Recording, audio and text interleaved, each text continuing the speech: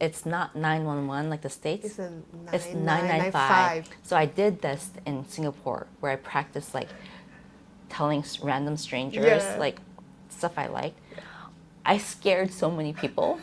And then I'm scanning my room and I get to the foot of my bed and I see 2 gigantic angels. Then what's the point of me living like this? And then finally I decided I will just end it. And I wrote letters to my husband, to the kids, neuroscientist studying the brain and the spine, and now a neuroscientist with both a brain tumor and a spine tumor. So I was in so much pain. I told myself, if I can get over this pain, I'll never be bothered again.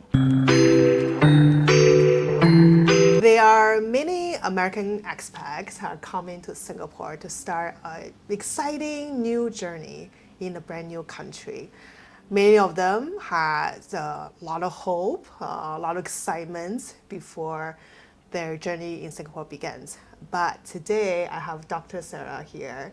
And after arriving in Singapore for 3 months, something very unexpected happened. And today, let's hear about her Singapore story. Thank you, Dr. Sarah. Thank you so much for having me. Yeah. Thank you. So we call you Dr. Sarah. You have a PhD in neuroscience Yep. from UCLA. Yeah. I studied actually studied the spinal cord injuries and paralysis of the spine. Is it irony that a neuroscientist gets a brain tumor, tumor, which is the story today? Yeah, it's an unfortunate event. After you arrive in Singapore, 3 months later, you find out you have brain tumor. But when you first arrived in Singapore, what was going through your mind? So we arrived June 28th, 2018, and I was starting to have nausea. Actually, every morning I woke up with nausea and I thought I was pregnant, so I took a bunch of pregnancy tests. Thank God I wasn't pregnant because, oh my gosh, 2 kids is enough. I was never pregnant, and then I started getting dizzy, not giddy, but dizzy. I went to see ENT doctor. I saw different doctors to see if there's anything wrong with me. There was no vertigo, nothing wrong with my ENT. I ended up seeing a psychiatrist for some meds. Maybe I was in depression because I was mourning my dad's death. So all of that happened within the 3 months. Oh, but I have to back up for 1 second.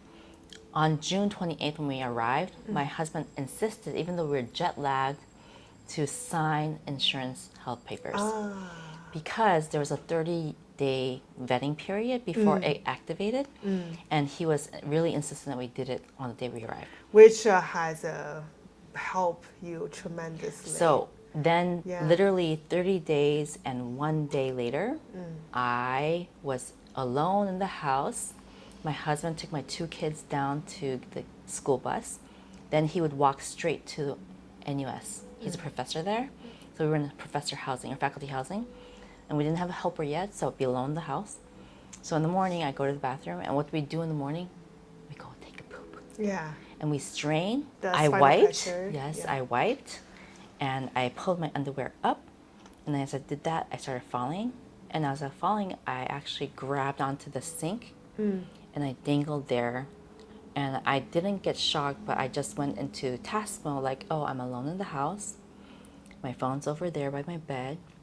I'm gonna have to army crawl over there. I can't use my leg to get there and call somebody. I'm alone. But I was like, at first, I'm very vain, so I was like, let's lower myself down. I don't want any of the emergency people or ambulance people to see my butt naked. So I wiggled myself into my underwear, and then that's when I heard the front door open. That morning, my husband forgot his backpack. So I heard the front door open, and I screamed, "Ding!" And he came over, and at the time, our relationship wasn't that great because I was having headaches, I didn't feel good. I was yelling at him and screaming at him to help me. I thought he was prioritizing his work over me. So I told him, hey, today I'm your priority. Drop everything, take me to the hospital now. He wanted to help, like, carry me to a grab car to go to the ER. Yeah. You guys call it A&E. Yeah. We didn't know the number. It's not 911 like the States. It's 995. Yeah, yes, 995. I know there's other ones too, but 995 will take you to wherever you need to be. So we did that. We got there to the hospital. Realized, ran into a friend. So he's like, you had so many problems. Let's just get you into the hospital and then do all the tests at once. Then you have to go back and forth all the time. I'm like, thank you. Yeah, let's figure out what this is. In the hospital, like I went to get a brain MRI, came back in my wheelchair, and there were 10 doctors in my room. And the neuroscientist, I saw on the laptop, my brain, like the slices going down, and they were so beautiful. I was like, oh, that's my brain, that's so cool. But at the very bottom, it's like, why is it asymmetrical? The brain should be beautiful and symmetrical. So we saw a golf ball sized tumor at my left cerebellum. Yeah, so it's like a left lower head. Yeah, right here. Yeah. And so my scar's still here. By the way, my hair was like this already because I was in fashion. So after surgery, I looked exactly the same. I told them you can shave whatever, but they only had to shave this part. So it didn't affect my hair. Didn't look like anything happened to me. We had a MRI 2 years prior at UCLA, and it was 0 to compare it with. So how did it become golf ball size in 2 years? So then we had surgery the very next day. 3 hours, done. I was in ICU for one night. Then I went down to the high dependency ward. There is a crazy story. So this is which hospital you're at? NUH. NUH. So my husband's a professor at NUS. He is also a part-timer at the School of Medicine at NUH. So he knew a lot of the professors there. Okay. So I got treated as VIP. And I hate to say this, but in medicine, when it comes to health, and there's something that's urgent, you should pull as many strings as you can. Yes. If you know a doctor, if you know a nurse, if you know somebody, like ask them, because time is of the essence at that point. And some wait lists are so long, and you get lost in the wait list and the line, like pretty traumatic. But I didn't think it was traumatic, but then I had a panic attack, which actually This is after surgery. This is after surgery. This is a post-surgery, and I think it's quite ironic because your PhD in neuroscience, as a healthcare provider, professor, we're about evidence-based. Can I explain by numbers? What's your research background? Yeah. But something unusual happened, which... Being a skeptical scientist, and I don't really believe in all these interesting other things, but I'll tell you, like, at the step-down unit, or the high dependency ward, I felt really terrified, and so brain had all these tubes sticking out, and I was connected to these machines, and they were going crazy because I started getting like heart palpitations. I was feeling terrified and scared. I saw fires running up the wall, all around my wall. There were red fire, and then I saw little kittens all around my bed with human faces. So weird, right? So strange. Yeah, and I was actually like, I was terrified, but I also like was kind of like, what is this, Because I'm a logical person. I don't think I hallucinate. So then I did that, and then I saw that, and then I was like, finally, I'm gonna move from the chair back to the bed, and I laid down, and I was like, oh, maybe something went wrong with the surgery, even though they said it was fine, but maybe something went wrong. So then I felt like I was dying. I leaned back. I'm not religious. I'm not Christian. But when you're dying, this is what you do. Yeah. You go, God, one thing. My kids, and I looked up at the ceiling, and I went like this, and I passed out. And then hours later, there's no light on in my room. There's one little window, and it's bright light, and the whole room's really, really bright. Like bright white, it's like glowing. And then I'm scanning my room, and I get to the foot of my bed, and I see 2 gigantic angels. This is your near-death experience? So I explained this to a medium before I talked to, one in Arizona, and she called it an NDE immediately and gave me a website to go check out the other talks about it. Yeah, so if audience don't know what it is, it's called a near-death experience. You can look up, there's a record people who have this. They may be medically dead for like few minutes, or even like half an hour. Yeah, you but stop breathing. I'm not sure I'm not quite sure, but I know like based on NDs, like what you experience is that you'll see an image, usually an ancestor that passed away recently, that comes to you, and they're kind of like a gentle guide for you, right? So you're not scared or freaked out. And what they do is they actually say, go back home. You're not ready. Then you return to your body, and then you wake up. And then for me, when I woke up and I saw those angels, I was like, I wasn't shocked to see them, to be honest. It was just very calm, even though I've never seen one like it before. So you saw the wings and everything? They were like nothing like I thought they were like cartoon angels, like what I imagined before, but this is like nothing I've seen before. So how could I imagine it, right? Or how could I have created it? So they're white marble, they're strong, they're stone, but they have little chips of gray off of them, like maybe they have to battle and they like chipped it off of each other. And their wings are, two of them side by side, I can only see the back of them. Two wings were very tall and skinny, but they're really big. So I imagined if they opened their wings, the whole room would be kind of like squashed and protecting me, right? Many of my Christian friends immediately, when they heard this story, were like, oh, protection. Yeah. So I did feel protected. I just remember saying thank you, like softly to myself. And I got the sense that they were bored. Like, they're there every day. They're here. They're probably here now. They're always there. I just happened to see it that day. And later I'll explain spiritually, now that I've learned why I saw them that day. Then I just passed out again. And this time I saw rainbows and unicorns. And I was decorating rainbow cookies. Because I used to be a food and bento influencer on Instagram. So I made really pretty food. That was my art. It was fun. So that was a 2018. Many foreigners, expats, they came to Singapore. They like new place, new workplace. And the kids join the school. You probably planning. Oh my God, holiday coming up. Maybe I should go to Koh Samui Island. Maybe I go Bali. Yeah. But for you, it was a long recovery journey. After that, I had radiation for the 33 times every single day, Monday through Friday. I got a break on Saturday and Sunday.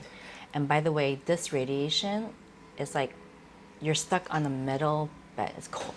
Metal bed. It's cold. It's very hard. And then there's 4 clicks where the head is. And they create a mask for you. They create a mask that's of your face. Oh. Okay. So it's with water. So I thought I was drowning when they were pouring water on me. It's like waterboarding. So that was the week before I started radiation. These 2 ladies created, and they didn't really explain that much to me. So I couldn't understand this English maybe. So I was freaking out because I was like, I'm drowning. But they're like, don't move. You're creating the mask. And I was like, okay. And I knew that there's holes, but I felt like I couldn't breathe. And then they then take it and they let it harden and dry. And then they take that mask and put it over my face. Before I start though, the guy, the therapist, he goes, so just so you know, like you thought the mask was, tight now. As we go on the 33 sessions, you can't cut your hair, so it'll get tighter. You're going to be on steroids for the anti-inflammation in your head, but it's going to make your face fatter, so the masks be tighter. And then I forgot what the third one was, but I was like, what kind of pep talk is that? That was hard. Like mentally, it was very challenging so then before I went in, I would always look at a pretty image and keep that in my mind as I'm going through it and just trying to breathe. So it's actually got holes all over. Oh, okay. So you can breathe, it's just, it squishes your nose. It's so tight, it squishes your nose and you're locked into the table because you want the laser to be exactly where it wants to be. So it's computerized. So I want to geek out for a second because I'm very nerdy. So, and I think the audience might be interested in this. Radiation, you have 6 lasers that are really weak. So they go through the head to the spot, but whatever it hits that are healthy cells along the way doesn't get damaged because they're weak.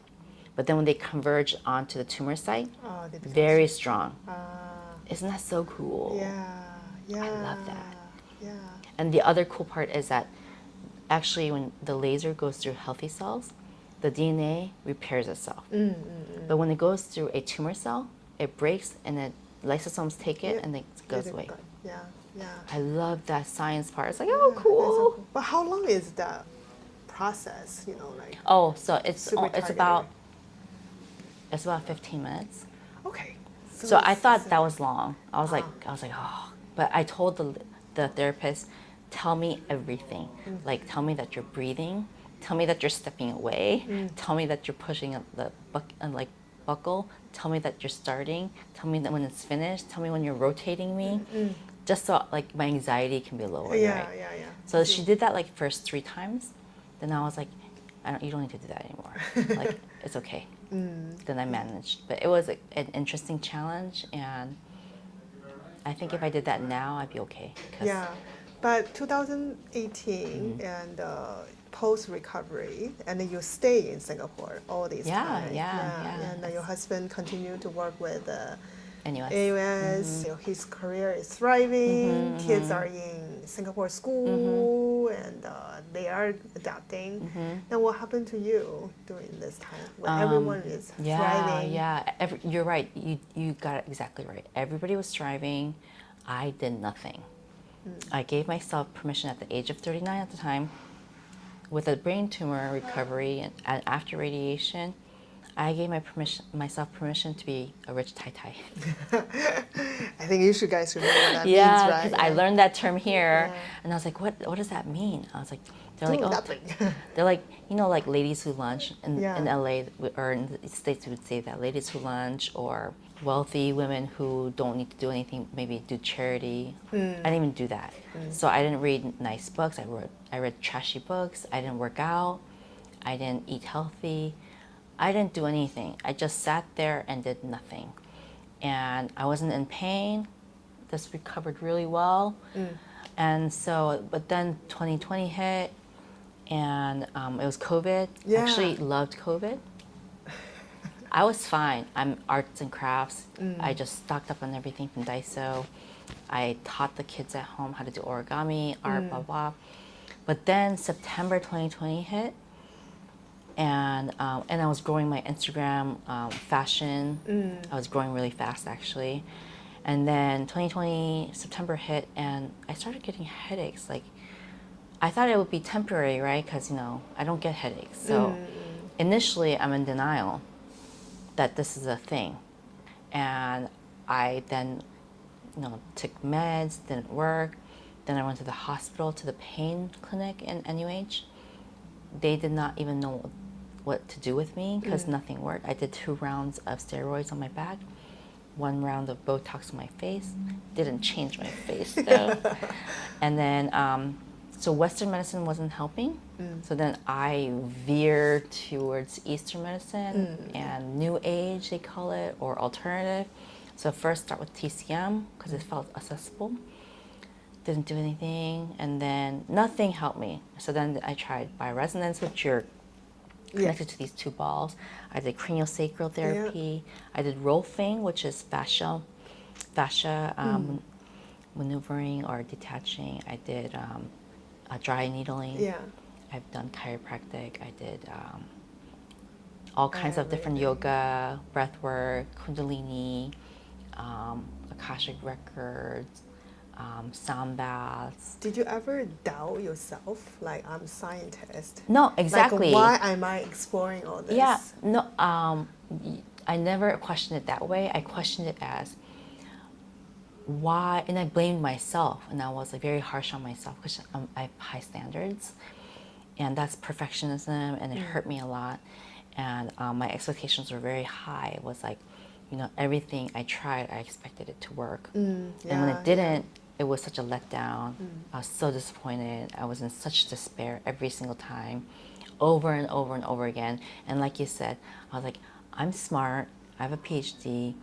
You know, I can figure this out. I can figure out why I'm in pain and why it's consistent and persistent every single day. And now it's been going on for, I'm still in pain now as we're speaking. And so, like, you know, like, I know why now, but at the time I couldn't figure it out.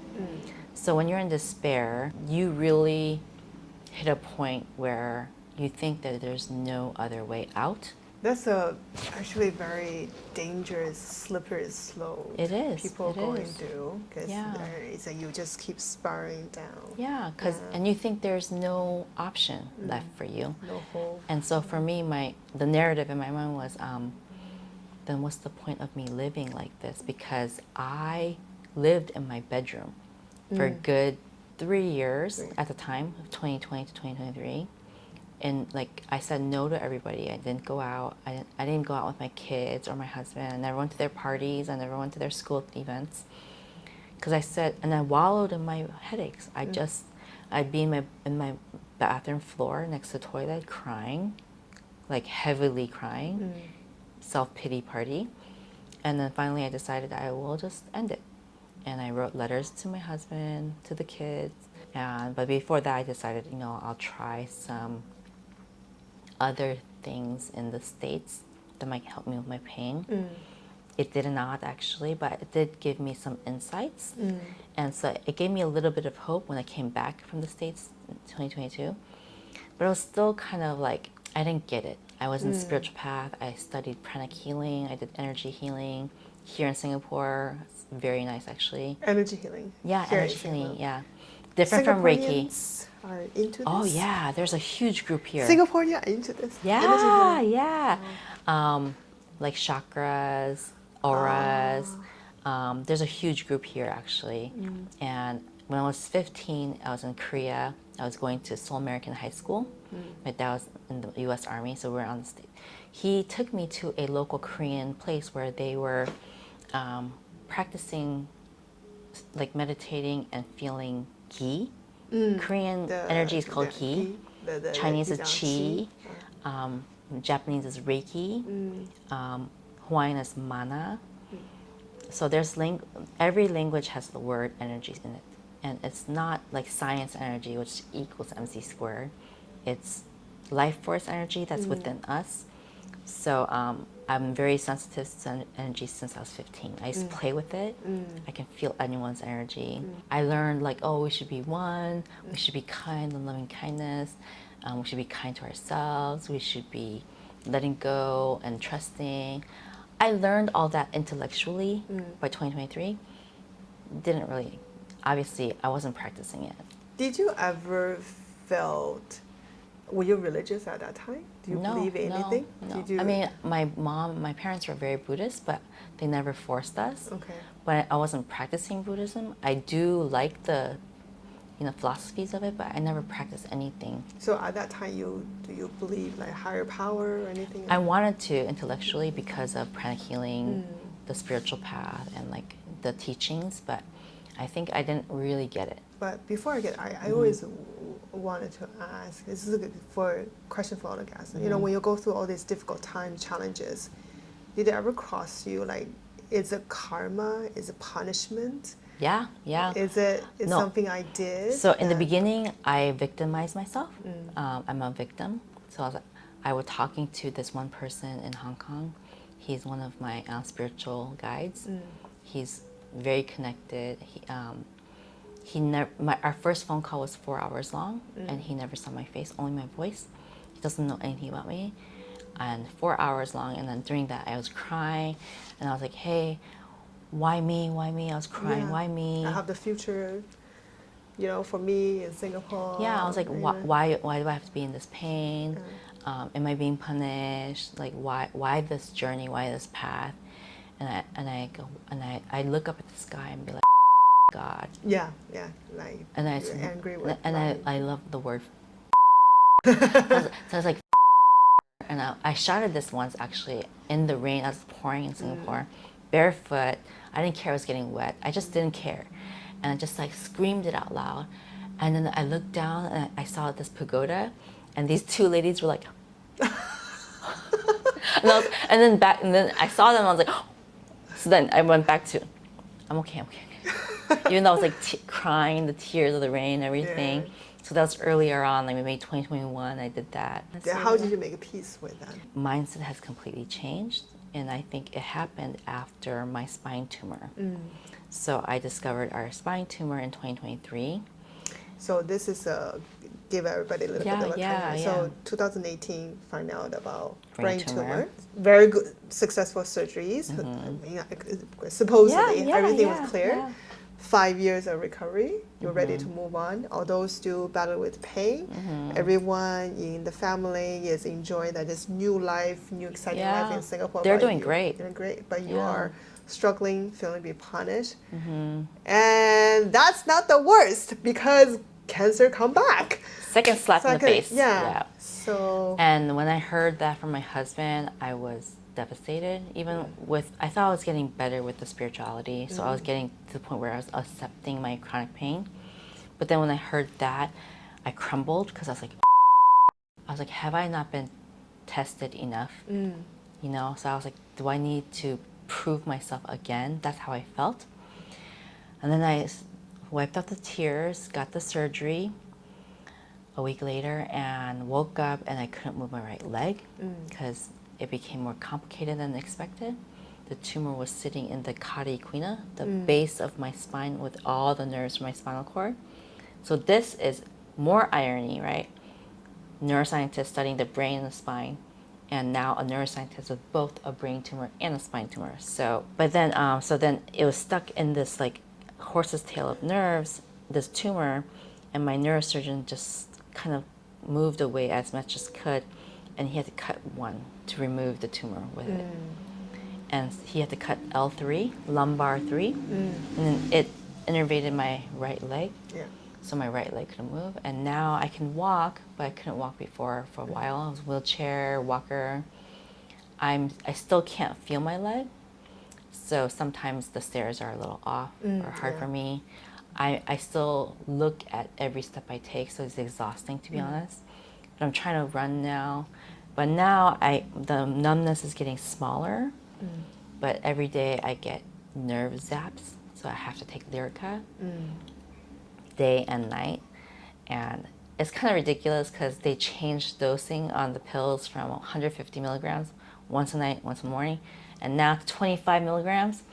So 6 at night and 6 in the morning, guys. Oh, so I'm sorry, it's 12 a day, not 24. But it's 12 a day. 12 a day. Anyway, I had 33 sessions of radiation after this one that's too. One more time. Like So now, if we're doing the math, it's 66 times in my life. Radiation therapy. But this one was easier because I didn't have to get a mask. I just had to lay down. And this time, because I made a pact, I made my pact when I got the surgery. I was staring up at the sky or at the ceiling. I was in so much pain. I told myself, if I can get over this pain, I'll never be bothered again. Meaning that I'll be accepting nothing. I'll be neutral to anything that happens. I'll be letting go fully of control, of perfectionism, negativity, all gone. Including acknowledging and feeling my pain, the chronic pain that's happening and poking me and screaming at me all day. Just kidding. I mean, kidding but not kidding. It doesn't bother me anymore, or it doesn't bother me as much. So as I'm talking to you in pain, I'm still happy, I'm still living my life. It's okay. It's still a lesson, it's still a driving force for me. Because of that lesson, I decided in 2024, everything's a yes. I'm no longer in my bed in sorrow and self-pity. In 2024, after the spine, barely walking, I said yes to every opportunity, to everything. And I am only vibrating in the high vibrations of joy, gratitude, happiness, bliss. If you read the Dr. Joe Dispenza's book, this convinced me of energy and my spiritual path. Okay. So I'm a spiritual scientist now. That's my path now. Based on all these experiences, has taught me that I now want to explain spiritual practices in a scientific term or layman's term so that more people will understand and they'll give it a try. we can see how Dr. Sarah's story arc, it's like everything's great for you. It's great, fantastic for you. Your husband had a great job here, new venture for the whole family. They have a lot of hope. And these illness, which till now, when I first heard about the story, I thought, wow, this is quite Crazy. ironic. Yeah. It's like a doctor cannot cure your own self. I know. Yeah, for anyone, it would be like such great shame. Like if I have helped millions of people and I cannot help myself. Exactly. It's a lot of drastic change in your perception of yourself, the new life in Singapore, and all that. And then now you come to a full circle that old Dr. Sarah is gone, is destroyed. And you're coming with a new identity that is accepting everything as the way it is and make no further meaning with that. And we know everybody will go through challenges, difficulties, depression, dark moment in life every day. So for them, what would you recommend? Okay, that's a very good question. Honestly, everyone I talk to now has something. So we have to, first of all, show kindness to everyone. Like, don't talk negatively, don't complain, no negative thoughts, just forget it. If there's chaos in your life, which is causing you to feel like you have something going on in your life, let it go. The more you think about it, the more it's attached to you. It's weighing you down physically, energetically. So as a scientist who does energy, I'm saying everything in the universe is down to energy. If you're thinking negative thoughts, your frequencies are down here. It's low. It's not good for your 37 trillion cells in your body. They do not function very well down there. So your thoughts are energy, and if your thoughts are thinking in a negative energy and the frequencies are low, you're gonna develop something in your body. This is psychosomatic. This is literally how psychosomatic works. If you're then letting go of this negative things little by little, you'll see it falling away. You automatically get lighter and you lift up to these higher vibrations, which are literally positive thoughts. So when people say stay positive, before I used to roll my eyes at them. Yeah, what does this really mean? Yeah. But now, for me, scientifically, it behooves you, benefits your body to be thinking in those vibrations because your cells will function optimally. If you go to the gym, how many cells do you work out? If you're thinking these positive thoughts, how many cells are affected? Your thoughts are very important. The intentions are very important. So my takeaway I wish for people is that number one, let go. So let go of what? Because people used to say that. They say let go. Let go of my husband. I cannot do let go of my kids. Yeah. Like let go of what? You know. But for me, I wanted to explain. It's let go of anger. Let go of negativity. Let go of things that you can control. You can't control. You can't control anything in your life, actually, nothing. You think you can, it's an illusion. What you can't control is yourself. So be brutally honest with yourself and look inwards. Be self-aware. Am I hurting them? Am I saying negative things? Am I gossiping? Am I sharing dirty stuff? That's dirtying your own energy, right? And it's weighing you down. Why are you hurting yourself? So let go of all the negative stuff.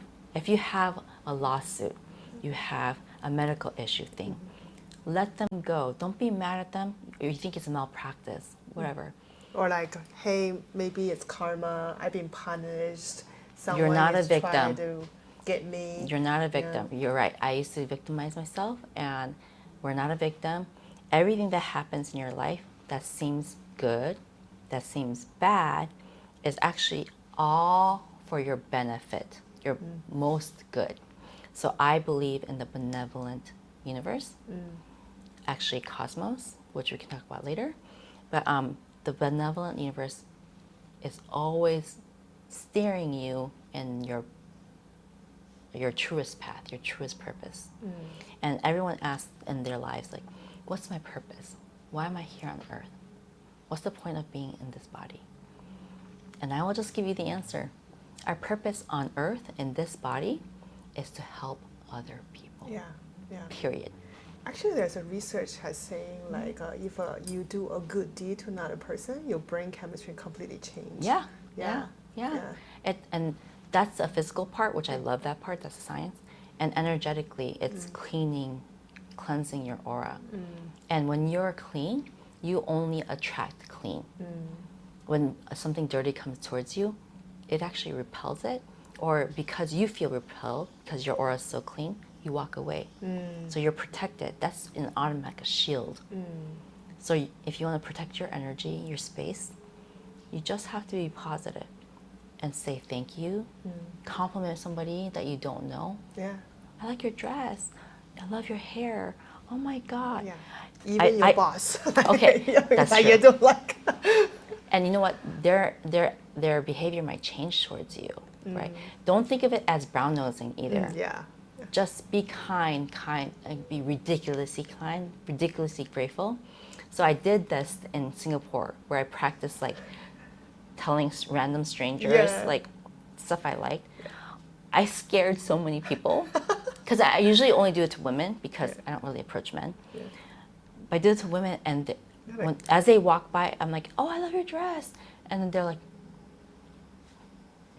"What's wrong with this lady?" I repeat, "I love your dress," and they go, "Oh," and then they don't even say thank you; they just keep walking. Yeah.